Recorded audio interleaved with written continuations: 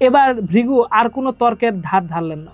তিনি সজোরে শায়িত বিষ্ণুর বুকে এক প্রকাণ্ড লাথি মেরে বসলেন।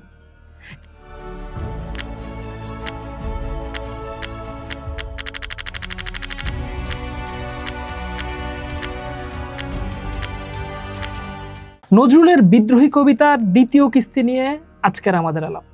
গত পর্বে আমরা জেনেছিলাম রাজা পৃথু আর ধরিত্রীর সেই মহাকাব্যিক লড়াইয়ের কথা। আজ আমরা আলোচনা করব নজরুলের কবিতার সেই তেদর আর নটোরিয়াস ক্যারেক্টারকে নিয়ে, যার স্পর্ধা দেখে স্বয়ং বিধাতাও থমকে গিয়েছিলেন। নজরুল লিখছেন, আমি বিদ্রোহী ভৃগু, ভগবান বুকে এঁকে দেই পদচিহ্ন। একবার ভাবুন, একজন মানুষ কতটা বিদ্রোহী হলে বলতে পারেন যে তিনি ভগবানের বুকে লাথি মারবেন বা পদচিহ্ন এঁকে দেবেন। কে এই ভৃগু? কেনই বা তিনি এতটা দুঃসাহসী হয়ে উঠেছিলেন? অধিকাংশ বর্ণনা বলে মহর্ষি ভৃগু ছিলেন সপ্তর্ষিদের একজন, অত্যন্ত জ্ঞানী, কিন্তু মেজাজ ছিল তার সপ্তমে।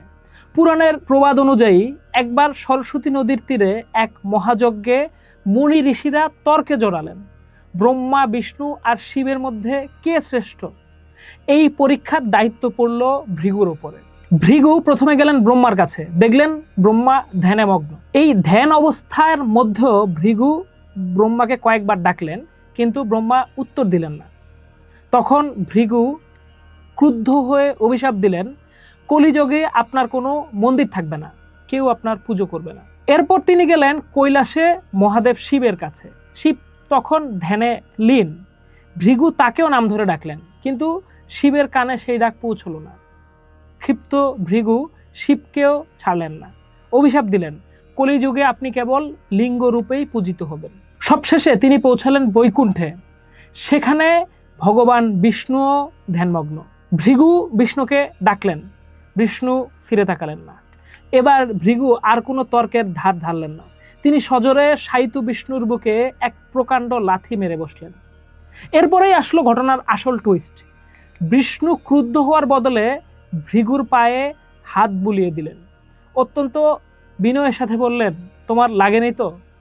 বিষ্ণুর এই ক্ষমাশীলতা দেখে ভৃগু বুঝতে পারলেন কে শ্রেষ্ঠ, কিন্তু সেই লাথির চিহ্ন বা পদচিহ্নটি রয়ে গেল বিষ্ণুর বুকে, যাকে বলা হয় ভৃগু পদচিহ্ন। নজরুল যখন নিজেকে বিদ্রোহী ভৃগু বলছেন, তিনি আসলে প্রচলিত সমাজের সমস্ত নিয়ম কানুন আর দেবতুল্য সমস্ত ক্ষমতার মূলে লাথি মারার কথা বলছেন। তিনি বলছেন, যদি সমাজ বা ঈশ্বর মানুষের দুঃখ না দেখে নিজেদের আভিজাত্যে মগ্ন থাকে, তবে সেই খেয়ালি বিধির বক্ষ বিদীর্ণ করাই বিদ্রোহীর কাজ। তবে ভৃগুতেই কিন্তু নজরুলের রূপক শেষ হয়ে যায়নি। এই কবিতায় নজরুল ভৃগুর বংশধরদেরও নিয়ে এসেছেন। ভৃগুর নাতি যমদগ্নি আর পুতি পরশুরাম, এরা প্রত্যেকেই ছিলেন প্রচণ্ড রাগী আর একরোখা।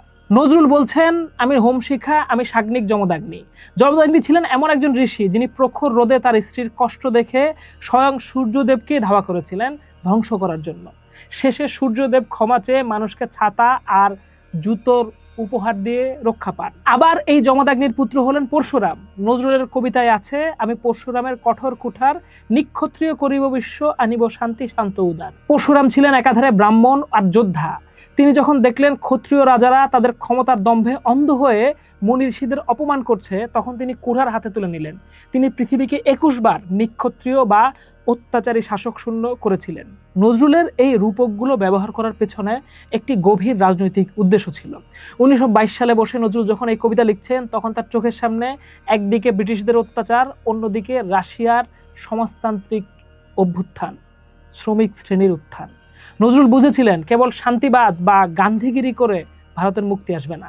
শোষক আর জালিমদের গদি উল্টে দিতে হলে ভৃগুর মতো স্পর্ধা আর পরশুরামের মতো কঠোর কুঠারও প্রয়োজন।